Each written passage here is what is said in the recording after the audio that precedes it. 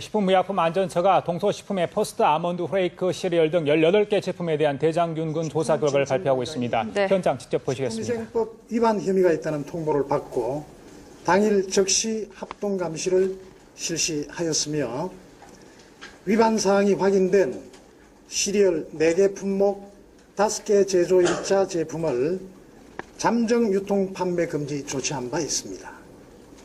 아울러 국민적 관심과 불안감이 매우 큰 점을 감안해서 잠정 유통 판매 금지된 4개 품목을 포함하여 전국에 유통 중인 동서식품 시리얼류 18개 전 품목을 대상으로 139건을 수거하여 대장균 군 검사를 실시했습니다. 검사 결과 139건 모두 대장균 군이 검출되지 않았습니다.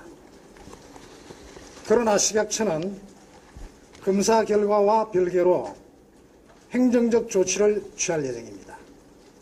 먼저 자가품질 검사 결과 대장균 군 부적합 제품을 다시 사용한 행위는 식품위생법 제7조 제4항 위반이므로 시정명령 조치하고 부적합 사실을 보고하지 않은 행위는 식품위생법 제31조 제4항 위반이므로 과태료 처분하도록 관할 진천군에 통보하였습니다.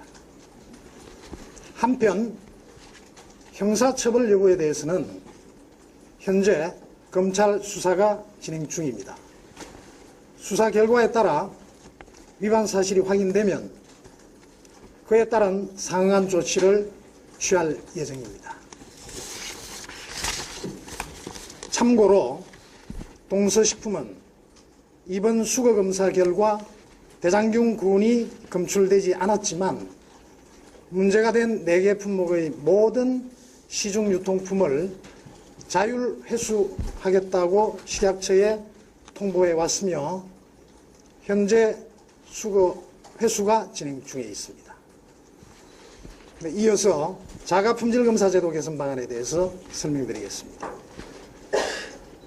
식약처는 이번 사건을 계기로 자가품질검사 제도의 운영상 미흡한 점이 있어 개선 방안을 마련하여 추진할 계획입니다.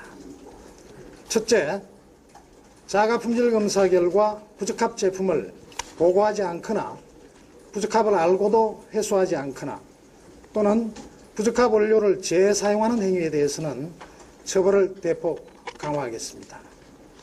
우선 부적합 결과가 나왔을 때에도 이를 식약처에 보고하지 않는 경우에는 현행 과태료 300만 원에서 앞으로 3년 이하 징역 또는 3천만 원 이하의 벌금을 부과하도록 강화하고 영업정지 1개월의 행정처분 기준도 신설하겠습니다.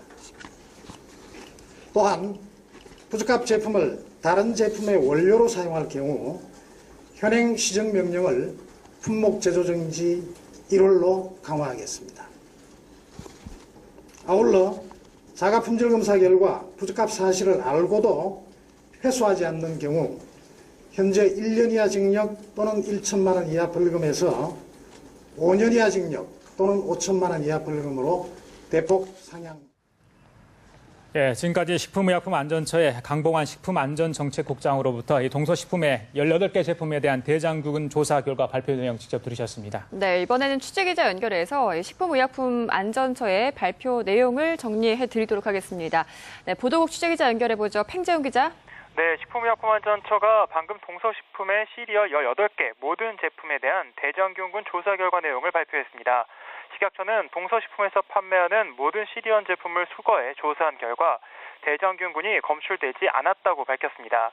다만 부적합 제품을 재활용한 점은 식품위생법 위반으로 판단하고 시정명령을 내리기로 했습니다. 식약처는 이번에 문제가 된 자가품질 검사에 대한 개선책도 발표했는데요. 동서식품처럼 자가품질 검사에서 문제점이 발견되는데도 이를 은폐할 경우 3년 이하 징역이나 3천만 원 이하의 벌금을 부과하도록 강화할 방침입니다. 식약처의 이번 발표로 동서식품은 대장균 CER 논란에서 한 발 물러설 수 있을 전망입니다. 하지만 아직 검찰 수사 결과가 변수로 남아 있습니다. 현재 서울 서부지검 부정식품사법 합동수사단은 동서식품의 본사와 연구소, 진천공장 등에 대한 압수수색을 실시하고 관련자를 소환해 조사를 진행하고 있는데요. 식약처의 조사 결과와 별도로 동서식품의 위법 사항을 조사하고 있어 어떤 결과가 나올지는 예측하기 어려운 상황입니다. 앞서 크라운 제과의 경우 유기농 과자 2종에 대해서 식중독균이 검출돼 이 회사 임직원 7명이 재판에 넘겨지기도 했습니다. 만약 동서식품이 크라운 제과와 같은 길을 가게 된다면 식품회사의 신뢰에 큰 타격을 받을 것으로 보입니다. 지금까지 경제부에서 전해드렸습니다.